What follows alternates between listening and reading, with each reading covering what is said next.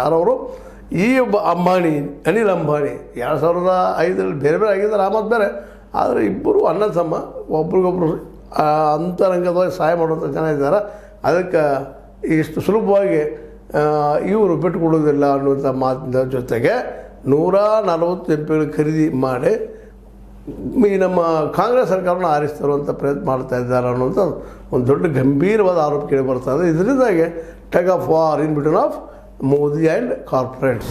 ಮತ್ತು ಈ ಕಾರ್ಪೊರೇಟ್ಸ್ಗಳಿಗೆ ಸಹಕಾರ ಮಾಡಿದ್ದು ಯಾಕಪ್ಪ ಅಂದರೆ ನಮ್ಮ ಪಾರ್ಟಿ ಫಂಡ್ ಬರಲಿ, ತಮ್ಮ ಪಾರ್ಟಿ ಉಳಿಲಿ, ಅಧಿಕಾರ ಬರಲಿ ಅನ್ನೋ ಕಾರಣಕ್ಕಾಗೇನೋ ಇಲ್ಲಿವರೆಗೆ ಸಾಕಷ್ಟು ರಿಟರ್ನ್ ಅಪ್ ಮಾಡಿದ ಮತ್ತು 205 ಲಕ್ಷ ಕೋಟಿ ರೂಪಾಯಿ ಸಾಲ ಮಾಡ್ಕೊಂಡದ ಮಾಡಿ ಅದು ಪರಿಹಾರನೂ ಇಲ್ಲ. ಸಾಲ ಅಂತ ಬೆಳಿತಾನೆ ನಡೆದ ಪರಿಹಾರ ಅಂತ ಸಿಗಲಾರದ ಪರಿಸ್ಥಿತಿ ಆಗಿಬಿಟ್ಟದ. ಹೀಗಾಗಿ ಇವತ್ತು ಈ ಅಂಬಾನಿಯನ್ನು ಇವತ್ತು ಅಟ್ಯಾಕ್ ಮಾಡಿದ್ದು ನೋಡಿದಾಗ ಇನ್ನುಳಿದ ವರ್ಷದ ಅಟ್ಯಾಕ್ ಆಗೋ ಸಾಧ್ಯತೆಗಳಿದ್ದಾವೆ.